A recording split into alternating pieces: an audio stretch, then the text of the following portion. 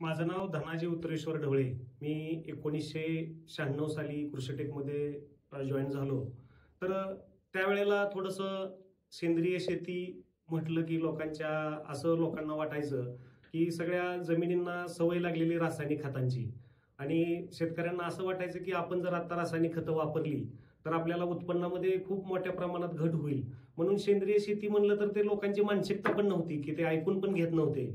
तर या 20-30 वर्षात एवढा मोठा बदल झाला की लोकांच्या हे सगळं लक्षात आलं की रासायनिक खतांचे दुष्परिणाम किती आहेत आणि सेंद्रिय शेती करणं काळाची गरज किती आहे हे लोकांच्या लक्षात आल्यामुळं आता बऱ्यापैकी ह्या 10-20 वर्षामध्ये, कारण रासायनिक खतं वापरून वापरून जे सर्व प्राणी मनुष्य जी हानी होत आहे किंवा त्यांच्यावर रोगाचा एवढा प्रादुर्भाव वाढलेला आहे, कॅन्सर सारखे माझ्या हिशोबानं तरी 70% तरी लोकांना कॅन्सरचं प्रमाण जास्त जाणवायला लागले. 100रातले बरेच आजार आहेत, त्याच्यामध्ये शुगर, बीपी, कॅन्सर, थायरॉइड असे बरेचसे जे रोगाचं प्रमाण वाढलंय त्याचं केमिकलचं प्रमाण जास्त वापर असल्यामुळं ह्या सगळ्या गोष्टी व्हायला लागल्यात.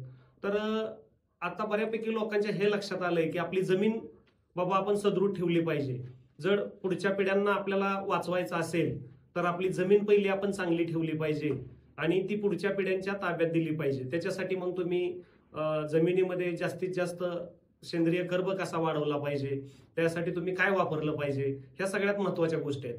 आणि आज आता काळाची गरज अशी झालेली आहे की आपली जमीन कुठल्या लेवलची आहे, त्या जमिनीमध्ये आपण बाबा कशाचा वापर केला पाहिजे, कुठलं पीक त्यात चांगलं येऊ शकतं, त्याचा तुमच्याकडं जमिनीतले सगळे घटक तपासता आले पाहिजेत.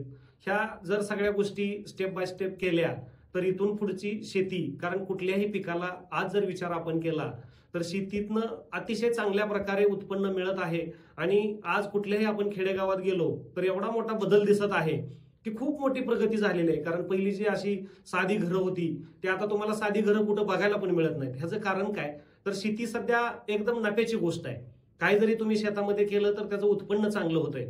आणि आज जर आपण इथून पुढं जर समजा मी तुम्हाला या शेतीबद्दल थोडक्यात माहिती सांगायची म्हणलं तर जमीन कशी असावी, समजा केळी पीक आहे तर केळीसाठी जमीन कशी असावी, त्याच्यात आपण रासायनिक खतांचा वापर कमीत कमी करून सेंद्रिय खतांचा वापर जास्तीत जास्त करून त्याच्यात त्यांचा आला ताग आला या गोष्टीचा वापर आपण जर जास्त केला आणि रासायनिक खताचा वापर खूप कमी होतो केळीसारख्या पिकाला, जर तुम्ही त्याच्यात ॲझोटोबॅक्टर, पीएसबी, केएसबी ह्या सगळ्या गोष्टींचा वापर केला आणि आपण जर रबडी बनवून पिकाला दिली तर आपला रासायनिक खताचा 50% खर्च तिथंच कमी होतो.